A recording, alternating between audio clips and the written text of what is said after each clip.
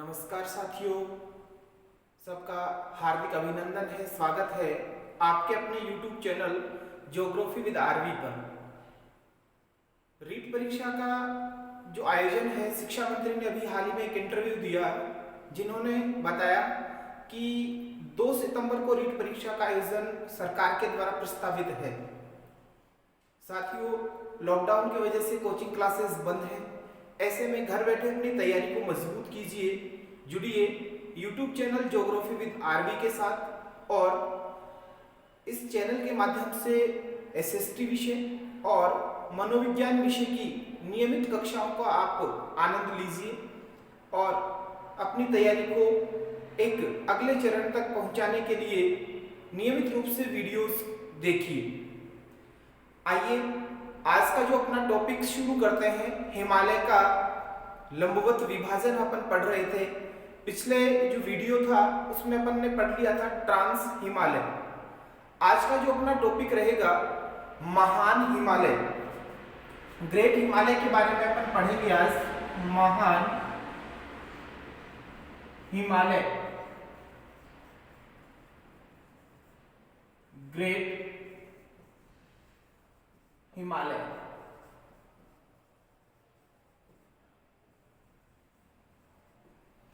Great Himalaya के बारे में अपन पढ़ेंगे। उससे पहले थोड़ा सा देखते हैं हिमालय के बारे में। सिर्फ हिमालय की चर्चा करें तो हिमालय से जो प्रश्न बनते हैं, परीक्षा में पूछे जा सकते हैं कि हिमालय का निर्माण, एक तो पहला ही प्रश्न ये बन जाएगा कि हिमालय का निर्माण कौन से काल में हुआ। तो हिमालय का जो निर्माण हुआ है वो हुआ है टर्शियरी काल में। अच्छा प्रश्न है, परीक्षा की दृष्टि से महत्वपूर्ण भी है। हिमालय का निर्माण कौन से काल में हुआ? टर्शियरी काल में। कैसे हुआ?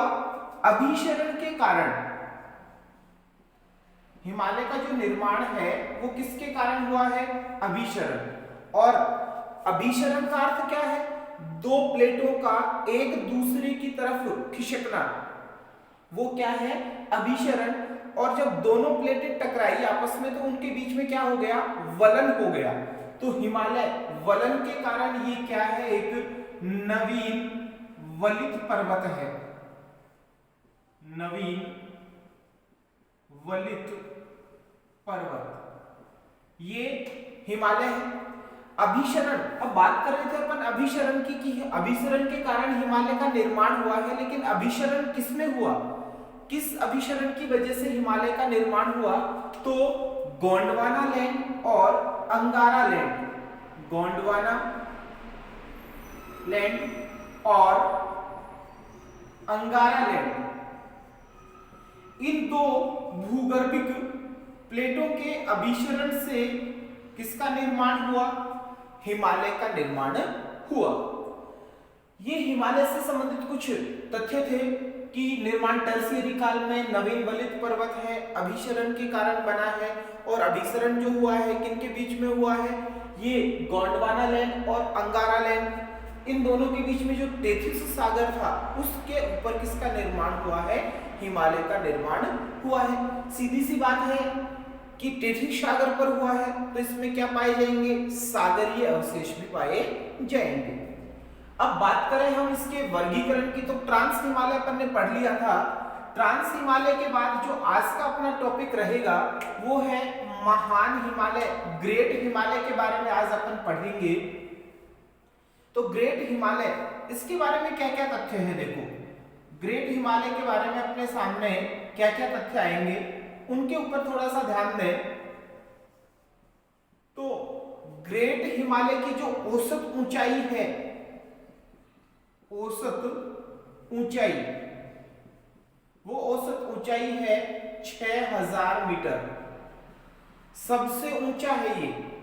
जो हिमालय का अगर वर्गीकरण करें कि सबसे ऊपर ट्रांस हिमालय, फिर महान, फिर मध्य हिमालय और फिर शिवालिक, तो इन चारों में जो सबसे ऊंचाई है वो किसकी है? ग्रेट हिमालय की। इसको और कौन कौन से नामों से जाना जाता है? तो एक तो हो गया ग्रेट, ग्रेट को अगर हिंदी में कहेंगे अपन तो वो हो जाएगा वृहद हिमालय। एक अच्छा इसका उपनाम है वो है आंतरिक हिमालय। आंतरिक हिमालय ये एक अच्छा थोड़ा सा कंफ्यूज करने वाला क्वेश्चन है कि आंतरिक हिमालय के नाम से, तो आंतरिक का मतलब थोड़ा सा अपने मन में आ जाता है कि अंदर का कोई भाग हो सकता है, नहीं, ये ग्रेट हिमालय का ही एक और जो नाम है वृहद हिमालय, आंतरिक हिमालय, और इसके अलावा इसका एक और जो नाम है वो है हिमाद्री। हिम बर्फ, आद्री घर, बर्फ का घर, बर्फ से ढका हुआ रहता है। इसकी औसत ऊंचाई की अपन ने बात कर ली कि कितनी है, 6000 मीटर। अब कहां से कहां तक फैला हुआ है महान हिमालय का जो विस्तार है वो कहां से कहां तक है?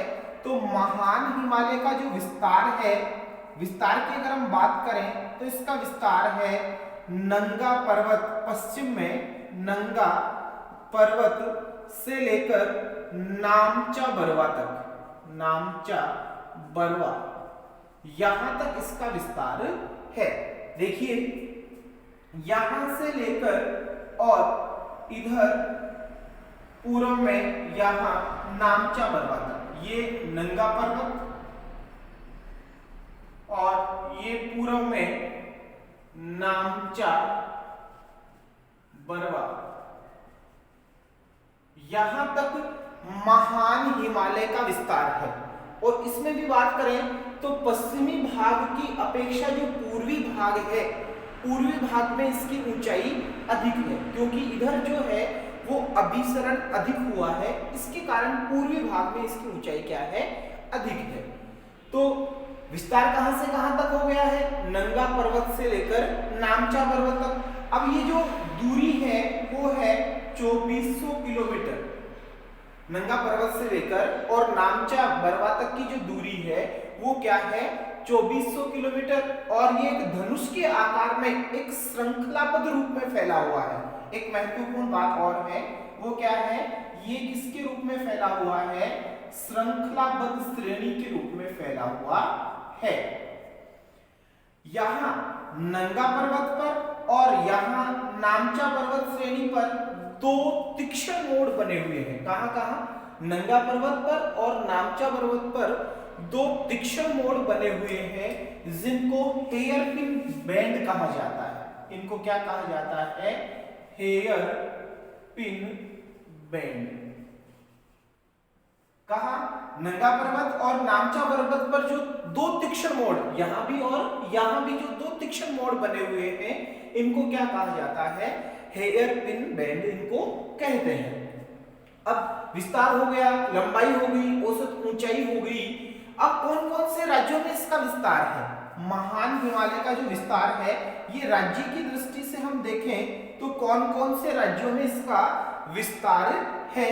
तो राज्य जो हैं वो कौन कौन से हैं, तो राज्यों की बात करें तो देखिए जम्मू कश्मीर, कौन कौन से राज्य हैं इसके अंतर्गत, एक तो जम्मू कश्मीर JNK, उसके बाद आ जाता है अपना हिमाचल प्रदेश, उसके बाद आ जाता है अपना उत्तराखंड, उसके बाद आ जाता है सिक्किम, और उसके बाद आ जाता है अरुणाचल प्रदेश।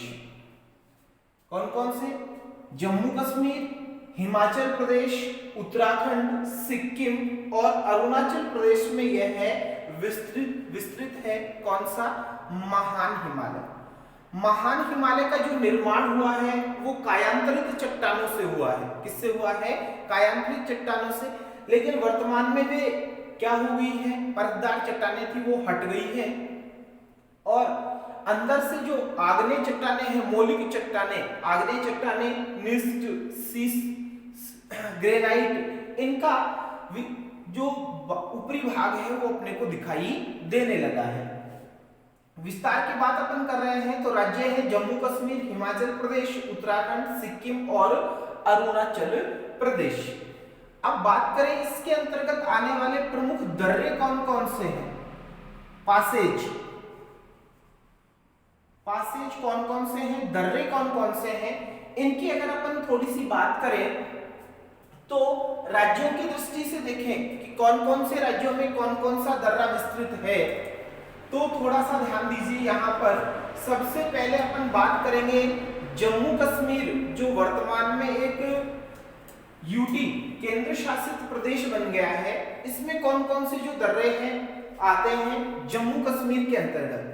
पहला जो राज्य आता है अपना वो आ जाएगा J&K, जम्मू कश्मीर। और इसके अंतर्गत जो दर्रे आते हैं वो कौन कौन से आते हैं। एक आता है अपना बुर्जिल और दूसरा आता है अपना जोजिला। ये दो दर्रे हैं जो कौन से राज्य में अवस्थित हैं, कौन से वर्तमान में यूटी कौन से केंद्र शासित प्रदेश में अवस्थित है, जम्मू कश्मीर में। कौन कौन से, बुर्जिल और जोजिला। बुर्जिल और जोजिला जो है जम्मू कश्मीर में है। ये तो क्या है, श्रीनगर से गिलगित को जोड़ता है।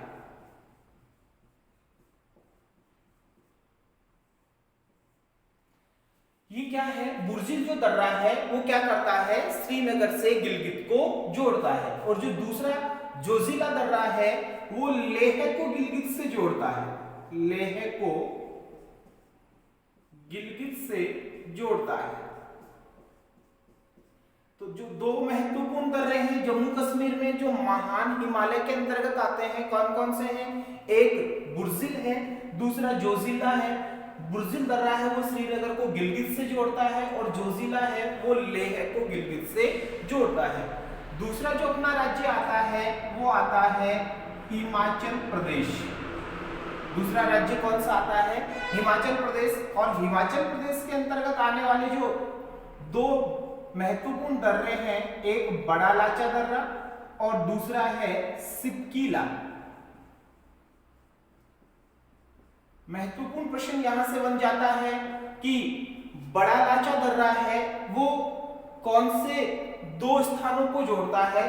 तो बड़ा लाचा जो दर्रा है वो मंडी को लेह से जोड़ता है, मंडी को लेह से जोड़ता है। दूसरा सिपकीला दर्रा बहुत ही महत्वपूर्ण है क्योंकि यहां से सतलज नदी भारत में प्रवेश करती है। सतलज नदी भारत में प्रवेश करती है। तो हिमाचल प्रदेश के अंतर्गत आने वाले महान हिमालय के दो प्रमुख दर्रे कौन कौन से हैं, एक बड़ा लाचा दर्रा है और दूसरा सिपकीला है। बड़ा लाचा दर्रा है वो मंडी को लेह से जोड़ता है और सिपकीला दर्रे से सतलज जो नदी है वो भारत में प्रवेश करती है। अगले राज्य की तरफ चले तो तीसरा जो राज्य आता है वो है उत्तराखंड। और उत्तराखंड के अंतर्गत जो दर्रे महत्वपूर्ण आते हैं वो है नीतीला, मानाला,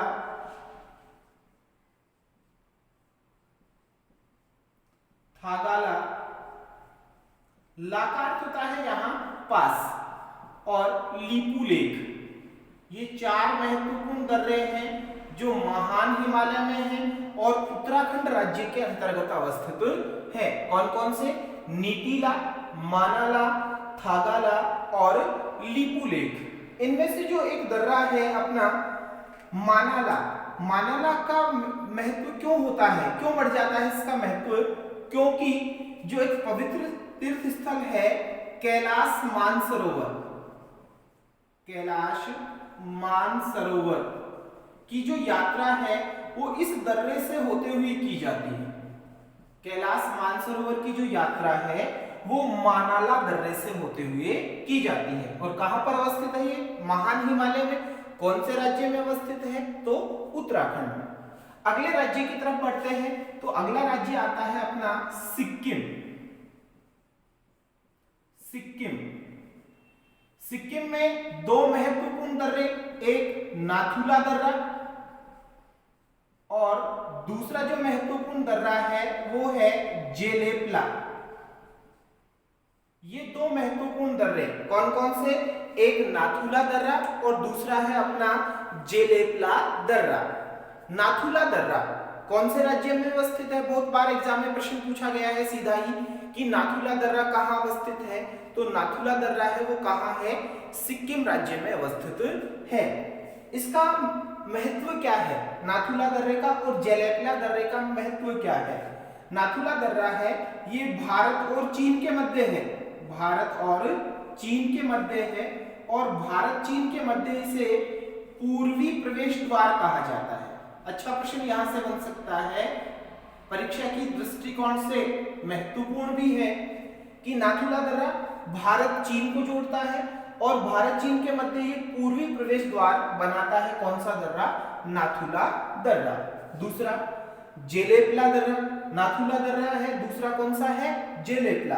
जेलेपला भी क्या करता है? ये भारत चीन को जोड़ता है, भारत चीन का मार्ग देता है, साथ में यह है भूटान का भी रास्ता है, भूटान का मार्ग या रास्ता। भारत चीन को तो जोड़ता ही है, साथ में यह भूटान का भी रास्ता है। कौन सा दर्रा? जेलेपला। और उसके बाद अंतिम जो राज्य आता है अपना वो आता है अरुणाचल प्रदेश, अरुणाचल प्रदेश। और अरुणाचल प्रदेश की बात करें तो यहाँ पर महत्वपूर्ण जो दर्रे हैं, एक बुमला दर्रा है, दूसरा है बोमडीला, तीसरा जो महत्वपूर्ण दर्रा आ जाता है यहाँ पर तुशुंग,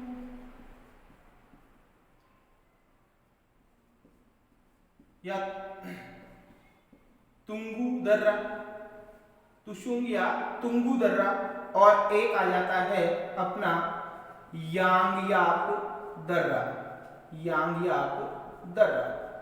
ये चार महत्वपूर्ण दर्रे हैं, वो कौन से राज्य में अवस्थित हैं? इनकी स्थिति जो है वो आंध्र प्रदेश राज्य, अरुणाचल प्रदेश राज्य में है। कौन कौन से?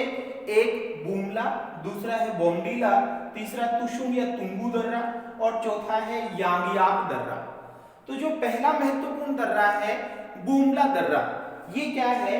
तवांग घाटी को चीन से जोड़ता है। पहला जो महत्वपूर्ण दर्रा है बुमला दर्रा, इसका महत्व क्या है?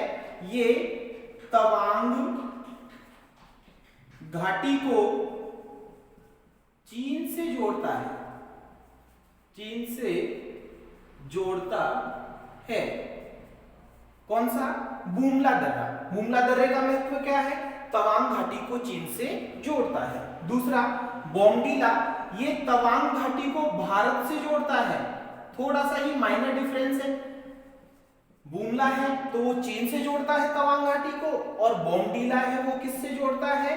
तवांग घाटी को भारत से जोड़ता है। तीसरा है तुसुंग या तुंगू दर्रा, ये धनसिरी घाटी को चीन से जोड़ता है, धनसिरी घाटी को चीन से जोड़ता है। धनसिरी घाटी को किससे जोड़ता है? चीन से जोड़ता है। और अगला जो दर्रा आता है यांगयाप दर्रा, ये क्यों महत्वपूर्ण है? क्योंकि जो अरुणाचल प्रदेश की स्थिति है, यहाँ पर ब्रह्मपुत्र नदी जो यहाँ पर प्रवेश करती है, जिसका पहले नाम क्या होता है? सांगपो।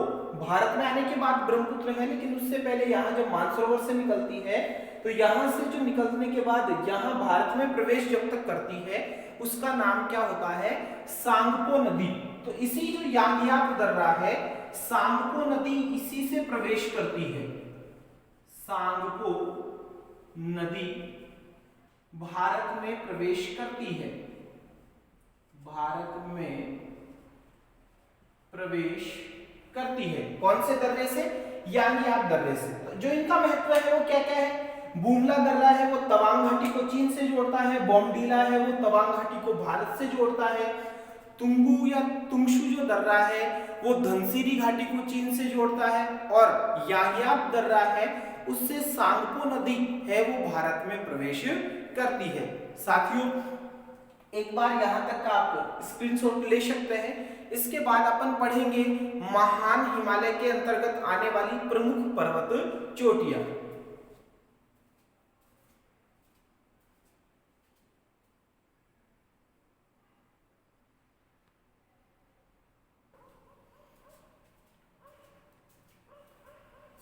साथियों आपने स्क्रीनशॉट ले लिया होगा। उसके बाद आगे बढ़ते हैं अपन महान हिमालय के अंतर्गत आने वाली प्रमुख पर्वत चोटियां, जो नंगा पर्वत से लेकर नामचा बरवा तक विस्तृत है। 2400 किलोमीटर के क्षेत्र में 6000 मीटर इसकी औसत ऊंचाई है। सबसे ऊंचा पर्वत क्षेत्र है ये। हिमालय के अंतर्गत जो भी भाग है उनमें सबसे ज्यादा ऊंचाई है इसकी।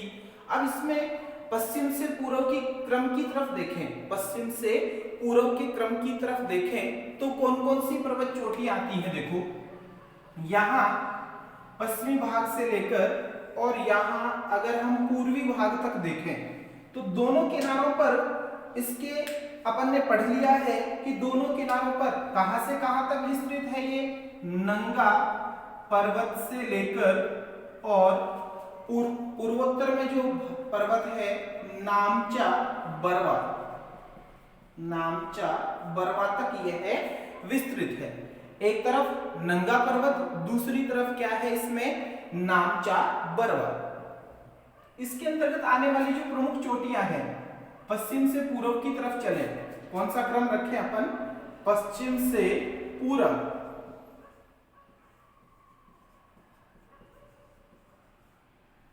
पश्चिम से पूर्व की तरफ चले तो सबसे पहले आ गया अपना नंगा पर्वत, उसके बाद में आता है त्रिशूल,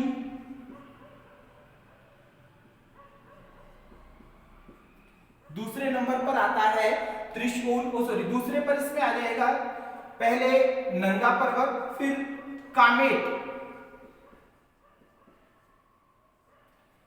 नंगा पर्वत, फिर आ जाएगा अपना कामेट, फिर आ जाएगा अपना त्रिशूल। उसके बाद में पर्वत चोटी जो आएगी इसमें नंदा देवी, उसके बाद में आएगी सबसे पहले देखो पश्चिम की तरफ से चले तो नंगा, उसके बाद में आ गया अपना कामेट, उसके बाद में आ गया अपना त्रिशूल, उसके बाद में नंदा देवी, उसके बाद में आ जाएगा अपना धौलागिरी,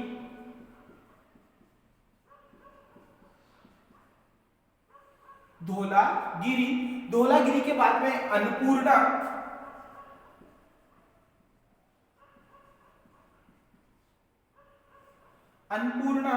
अन्नपूर्णा के बाद में यहां पर आ जाएगा अपना माउंट एवरेस्ट, अन्नपूर्णा के बाद में गौरीशंकर, अन्नपूर्णा के बाद में गौरीशंकर, उसके बाद में माउंट एवरेस्ट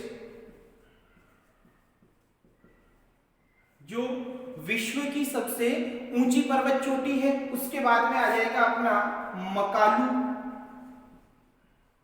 मकालू के बाद में आ जाएगा अपना कंचनजंगा और सबसे पूर्वोत्तर में आ जाएगा अपना नामचा बरवा। ध्यान दीजिए साथियों एक बार फिर से, नंगा पर्वत सबसे पश्चिम में, फिर आ जाता है अपना कामेट, उसके बाद त्रिशूल, नंदा देवी, धौलागिरी, अन्नपूर्णा, गौरीशंकर, माउंट एवरेस्ट, मकालू, कंचनजंगा और सबसे पूर्वोत्तर में नामचा बरवा। ये पश्चिम से पूर्व की तरफ पर्वत चोटियां हैं जो किसके अंतर्गत आती हैं, महान हिमालय के अंतर्गत आती हैं। अब इनकी ऊंचाई की अगर हम बात करें तो सबसे पहले नंगा पर्वत जिसकी ऊंचाई है 8126 मीटर। नंगा पर्वत से कहां तक फैला हुआ है, नामचा बरवा तक यह फैला हुआ है। नामचा बरवा की जो ऊंचाई है 7756 मीटर, 7756 मीटर नामचा बरवा की क्या है, ऊंचाई है। सबसे पहले पश्चिम में नंगा पर्वत और पूर्व में नामचा बरवा। उसके बाद में अपन चलें तो कंचनजंगा की जो ऊंचाई है वो सबको पता है 8598 मीटर। मकालू की आ जाएगी अपनी 8481 मीटर। माउंट एवरेस्ट की आ जाएगी 8848 मीटर। माउंट एवरेस्ट की कितनी आ जाएगी, 8848 मीटर। कामेट की आ जाएगी 7756 मीटर। यहां ध्यान दीजिए थोड़ा सा कि कामेट और नामचा बरवा, कामेट और नामचा बरवा इन दोनों की समान ऊंचाई है। कामेट की भी 7,756 मीटर और नामचा बरवा की भी कितनी है, 7,756 मीटर। उसके बाद आ जाती है अपनी त्रिशूल, त्रिशूल की है 7140 मीटर। त्रिशूल की कितनी है, 7140 मीटर। उसके बाद नंदा देवी, नंदा देवी की जो ऊंचाई है वो है 7,817 मीटर, 7817। यहां से चले नंगा पर्वत 8126, कामेट 7756, त्रिशूल की कितनी है 7140। उसके बाद में आ गई है नंदा देवी 7817। उसके बाद में धौलागिरी 8172 मीटर, धौलागिरी की कितनी है 8172 मीटर। उसके बाद में अन्नपूर्णा की 8078 मीटर और गौरी शंकर की है 7144 मीटर। तो साथियों, अगर पश्चिम से पूर्व का क्रम पूछा जाए या पूर्व से पश्चिम का क्रम पूछा जाए या ऊंचाई में पूछा जाए तो अपन आसानी से इसे कर सकते हैं। ध्यान दीजिए, सबसे पहले पूर्व पश्चिम में नंगा पर्वत 8126 मीटर। उसके बाद में कामेट, कामेट की है 7756, त्रिशूल 7140 मीटर, नंदा देवी 7817 मीटर। उसके बाद आता है धौलागिरी 8172 मीटर। उसके बाद अन्नपूर्णा आता है 8078 मीटर। उसके बाद गौरी शंकर आता है 7144 मीटर। उसके बाद माउंट एवरेस्ट 8848 जो विश्व की सबसे ऊंची पर्वत चोटी है। उसके बाद मकालू 8481 मीटर। उसके बाद कंचनजंगा 8598 मीटर और उसके बाद में आ जाता है अपना नामचा बरवा 7756 मीटर। कंचनजंगा जो सिक्किम के पास अवस्थित है और कंचनजंगा अगर हम भारतीय संपूर्ण भारतीय की बात करें तो K2 गॉडविन ऑस्टिन जो पीओके में अवस्थित है, पीओके को छोड़ दें और मूल रूप से भारत को देखें तो ये भारत की सबसे ऊंची पर्वत चोटी है। कौन सी, कंचनजंगा 8598 मीटर। साथियों, ये था महान हिमालय से जुड़े हुए प्रमुख दर्रे, महान हिमालय का विस्तार, महान हिमालय के अंतर्गत आने वाली प्रमुख पर्वत चोटियां। उम्मीद करता हूं आपको समझ आया होगा। वीडियो को ज्यादा से ज्यादा लाइक कीजिए, अपने मित्रों के साथ शेयर कीजिए जिससे वे भी इसका फायदा ले सकें। साथियों, धन्यवाद। अगली क्लास में अपन हिमालय के वर्गीकरण को आगे बढ़ाते हुए मध्य हिमालय और शिवालिक के बारे में पढ़ेंगे। जय हिंद।